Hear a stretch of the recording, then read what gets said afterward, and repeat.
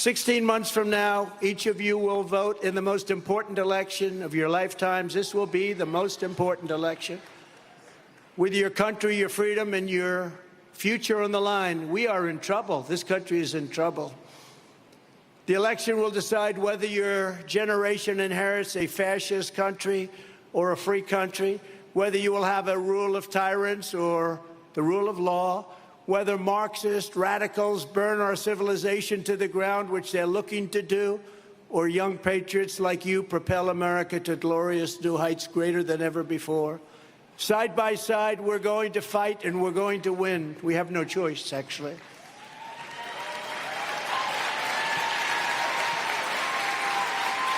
We're going to evict crooked Joe Biden. You know, I took the name off of Hillary.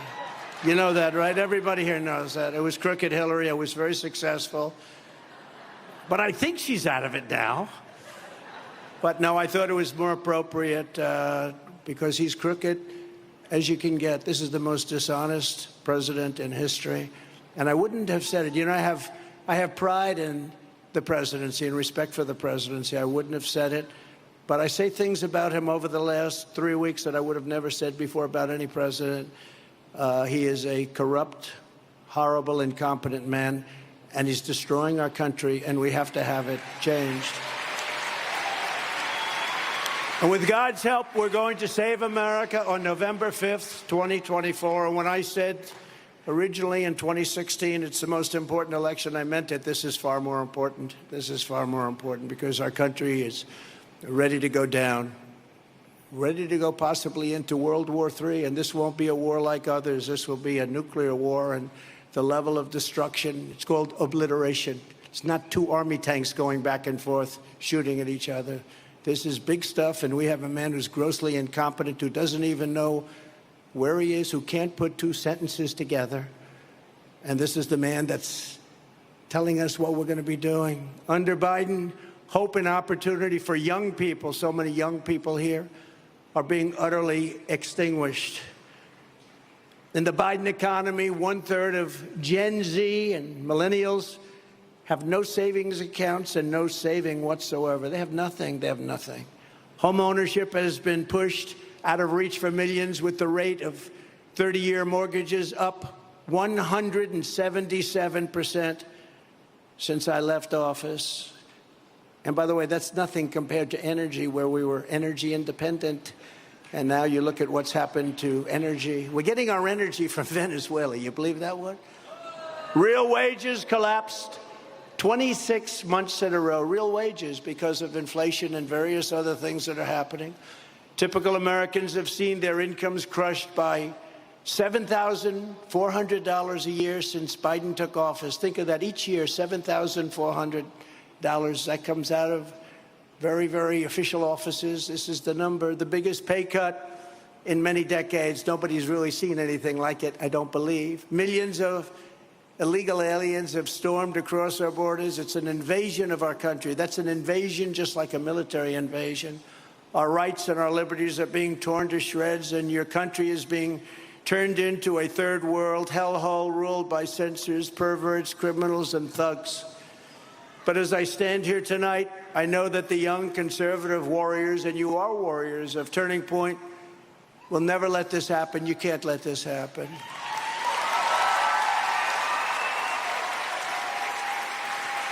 Every day you defend our values, and you never yield, and you never will yield to the radical left. That's why you are the ones who are going to take back America. You are the ones who are going to make America great again.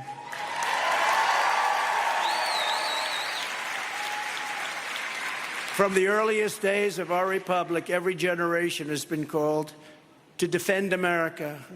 We always have that defend, but people say it not with the bravado that they say it now, because now they really mean it.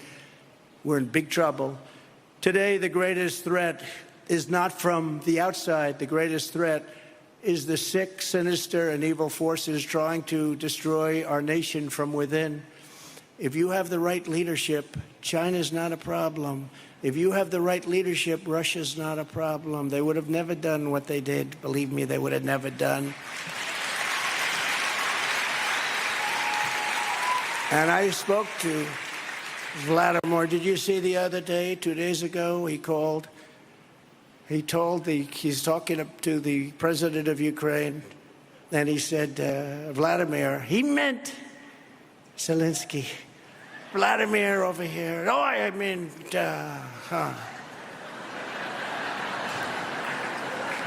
That was one of the good days, too.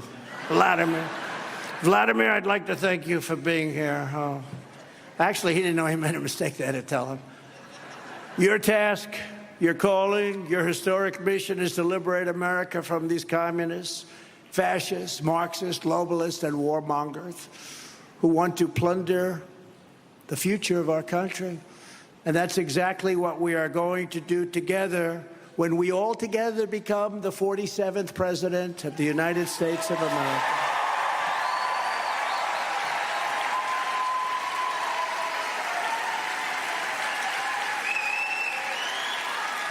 Thank you very much.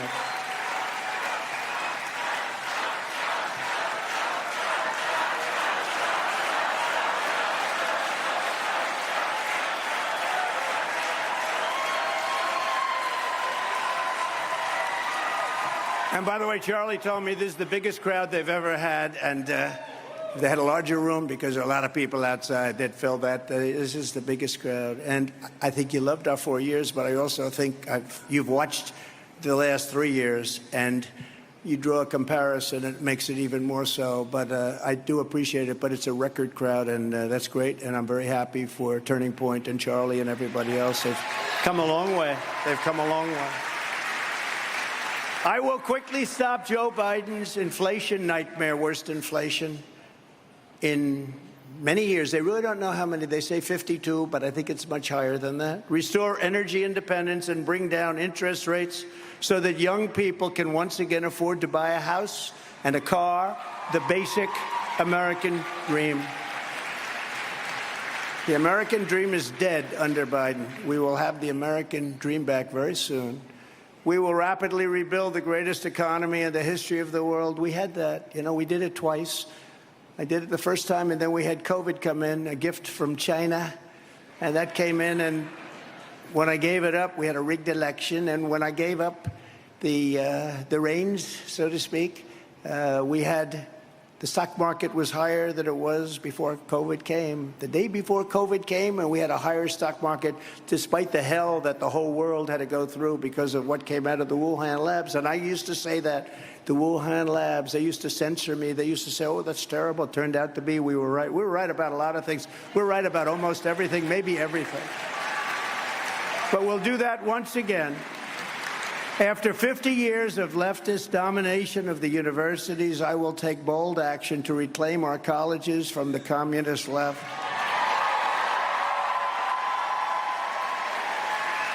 Anti-American radicals will no longer be given a free hand to dominate our institutions of higher education. Using my leverage, and it's a tremendous leverage, and I used it before very well. You know, we put penalties on them if they wouldn't let conservatives or anybody speak. Big penalties. All of a sudden, everybody was invited to speak. I don't know if anybody knows that, but you sort of felt it. But it was very good. But it was somewhat artificial because they were doing it because they would have had huge monetary penalties. But at least we were getting the word out. Everybody should be able to speak. But using my leverage over college accreditors, we are going to choke off the money to schools that aid the Marxist assault on our American heritage and on Western civilization itself. The days of subsidizing communist indoctrination in our colleges will soon be over. And, you know, I will say this. This is I would say, very largely conservative group. I call it common sense group because I think a lot of conservatism is common sense. When they ask you for a definition, it starts with common sense. But I tell them very often that you will be shocked to see colleges, even the ones that you hear are most liberal. We have tremendous numbers of people out there. I think even more. They don't speak up as much, but they're starting to speak up. You know, when you see Bud Light and when you see all of the things that have happened, I mean, you take a look at that. They're down 37%. The company is, nobody's ever seen it. And, you know, The radical left has always used that. They've used their buying power. They'd sort of name a company and go after a company. We've never done it. That just happened by osmosis, actually, but it's also happening. I heard Target mentioned today and various others. And we have tremendous power to make sure that our country goes down the right tracks. We're going to smash the Marxist diversity, equity, and inclusion bureaucracies that are driving up tuition costs and sticking you with crushing debt. And for any universities that want federal student loan dollars, we will also require them to offer real job placement and career services, as well as options for accelerated and low-cost degrees. These institutions have gone up. The pricing has gone up more than just about any industry. You look at their costs, and they drive them up because the federal government gives loans to everybody, so it's more expensive. But somebody has to pay back that loan, except under Biden. But the Supreme Court decided that that wasn't going to happen. My administration will strictly enforce last month's landmark Supreme Court decision to move our country forward with a merit-based system of education. In other words, if you get great marks and if you've worked hard and you did all of the things, you're going to get into that college. Somebody with half of the energy and the marks and all of the things necessary to get in, that's what we have to have. We have to have our absolute most brilliant people. This is such a competitive world. We have to have our most brilliant people going to the most brilliant schools and universities. And now that's what we have. These are some of the things that we've done for this country, and they are big. And a lot of them people didn't think would happen. And if colleges persist in continuing to violate your civil rights, we will have their endowments severely taxed and fined, and a portion of the seized funds used as restitution for the victims of these racist practices. They're really racist practices. In addition, I want to close the Department of Education and move education back to the states where it belongs and where parents have total control of their children's lives. That's a big thing. You know, we have the worst education system just about in the world. We spend more per student by double and triple than any other country, and yet we're ranked at the bottom of the list. Like out of a group of 40 nations, we're 38, 39, and yet we're double and triple per pupil the cost. We're going to move it back to the states, let the states. We'll have a little tiny little, just to make sure they're teaching everybody English, you know, a little bit of guide. We want to make sure they're teaching English, but a little tiny coordination, but not much. Like how about an office the size of this podium, one person? Nevada, you got to do a little bit better. No, we're going to do a job. We're going to do a job, and we're going to have great education. And, you know, it's much more pinpointed this way also, and the parents can be much more involved. It's not this big bureaucracy. And then we'll be able to sell all those buildings that are occupied right now for so much money. So much money. Pay off debt.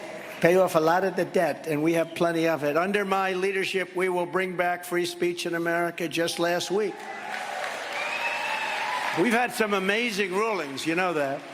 Just last week, in a historic ruling, a brilliant federal judge ordered the Biden administration to cease and desist from their illegal and unconstitutional censorship in collusion with social media.